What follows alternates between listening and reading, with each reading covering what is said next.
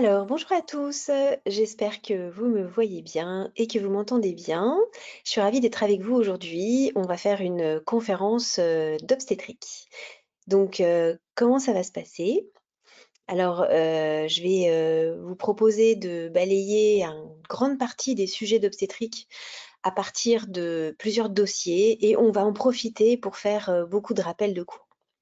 Avant de commencer, je vais d'abord me présenter parce que vous ne me connaissez pas forcément. Je m'appelle Olivier Anselem et je suis gynécologue obstétricienne à la maternité Port-Royal à Paris. Et donc, je fais de l'obstétrique depuis pas mal d'années et je suis ravie de partager avec vous tout ce qui est important à connaître sur cette belle spécialité. Voilà, donc j'espère que cette con va répondre à vos questions. Et on va, ensemble, revoir, au maximum, le programme.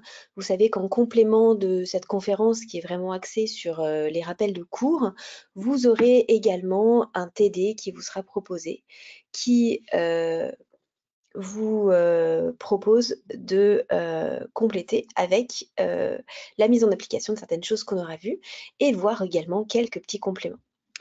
Alors, on va donc avoir 4 mini DP ensemble, qui sont, assez courts et qui vont nous permettre d'aller un peu à fond sur des sujets qui me paraissent les plus importants et les plus tombables aussi, aux EDN. Et puis un DP un peu plus en longueur, mais qui va reprendre tout ce qui peut être, centré autour du travail et de l'accouchement, qui sont des thématiques, qui sont pas forcément évidentes à apprendre en cours. Et donc on a dit: «On va se concentrer 100 sur l'obstétrique». C'est parti.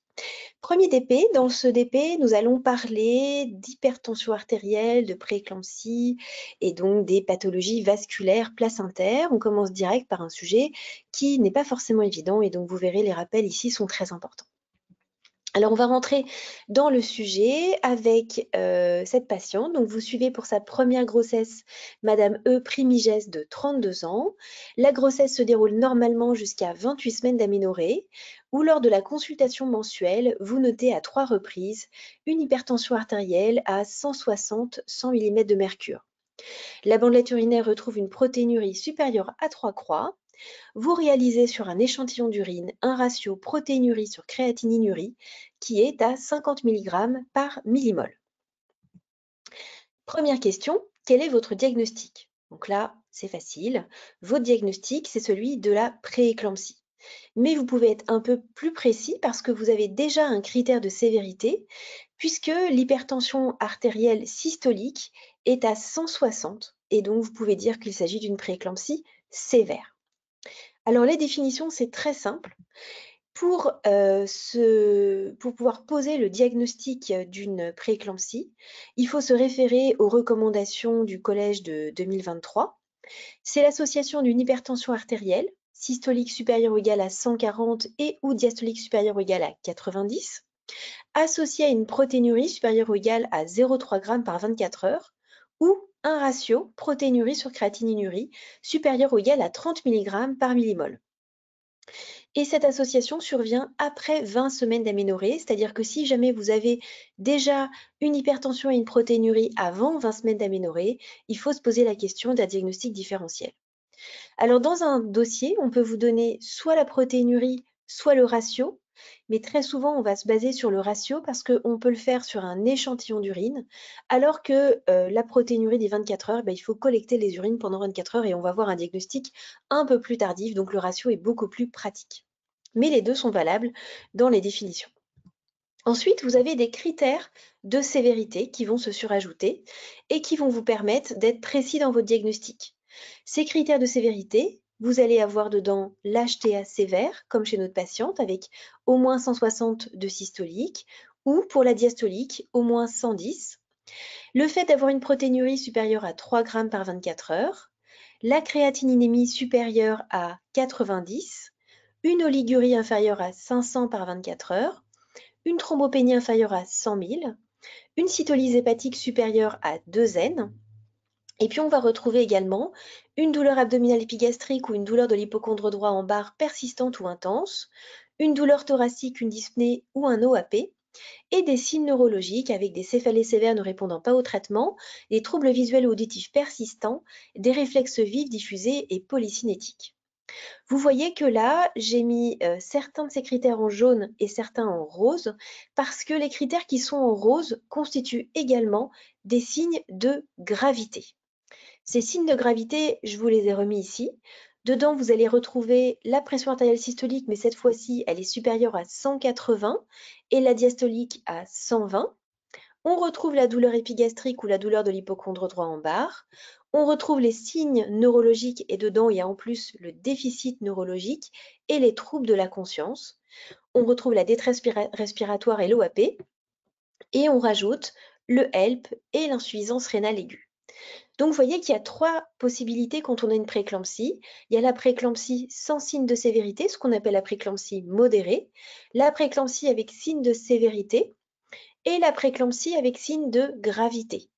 Et donc, vous avez vu que parmi les signes de sévérité, certains sont plus péjoratifs que d'autres et sont aussi des signes de gravité.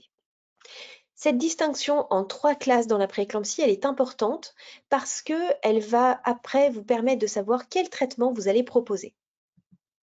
Alors, que comporte votre prise en charge? On vous propose de mettre de la bétaméthasone. Oui, à partir du moment où vous avez un diagnostic de prééclampsie, il y a une indication, si vous êtes entre 24 et 34 semaines, de faire une cure de corticoïdes pour accélérer la maturation pulmonaire fœtale. Vous ne pouvez pas savoir au bout de combien de temps l'extraction sera nécessaire. Donc, dès qu'on a le diagnostic, on met de la bétaméthasone. On vous propose de mettre du sulfate de magnésium. Dans ce dossier, je n'ai pas de signe de gravité, donc je ne mets pas de sulfate de magnésium. Je n'ai pas non plus décidé d'une extraction fœtale avant 32 semaines, donc je n'ai pas d'indication fétale de sulfate de magnésium, donc pour l'instant, je me garde le sulfate de magnésium pour plus tard. Les diurétiques, jamais pendant la grossesse. Le labétalol, oui, c'est le premier antihypertenseur qu'on va utiliser dans la prééclampsie sévère, et le régime sans sel, jamais pendant la grossesse. Donc, si on résume la prise en charge d'une prééclampsie modérée, il y a une hospitalisation nécessaire pour au moins le début de la prise en charge dans une maternité de type adapté. Plus tard, si la prééclampsie n'a pas de signe de sévérité, il est possible d'envisager une sortie à domicile avec une surveillance adaptée. Un traitement antihypertenseur, ça c'est une nouveauté de la recommandation de 2023. Donc on va mettre un traitement antihypertenseur, mais là la molécule n'est pas précisée dans la prééclampsie modérée. C'est pas forcément le labétalol. La cure de corticoïdes, si vous êtes entre 24 et 34 semaines, pour faciliter l'adaptation du futur nouveau-né, si jamais il naît avant 34 semaines, et notamment la maturité respiratoire, le risque de maladie de membrane hyaline. Et puis, vous allez ensuite surveiller la patiente sur le plan clinique, biologique, et vous allez surveiller la croissance fœtale. Et si tout va bien, qu'il n'y a pas de signe de gravité, vous allez essayer de tenir jusqu'à 37 semaines pour éviter que l'enfant soit prématuré.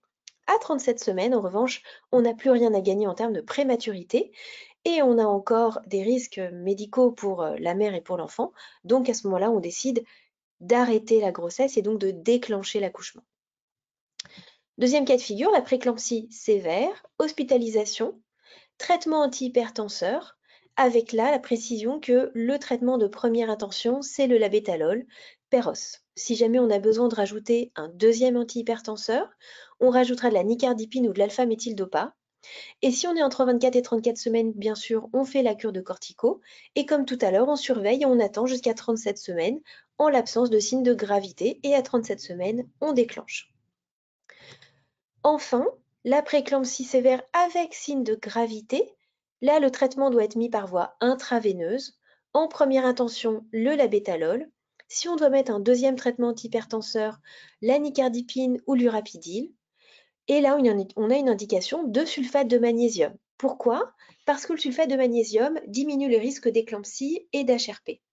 Donc là, indépendamment de l'âge gestationnel, on mettra du sulfate de magnésium pour les risques d'éclampsie et d'HRP.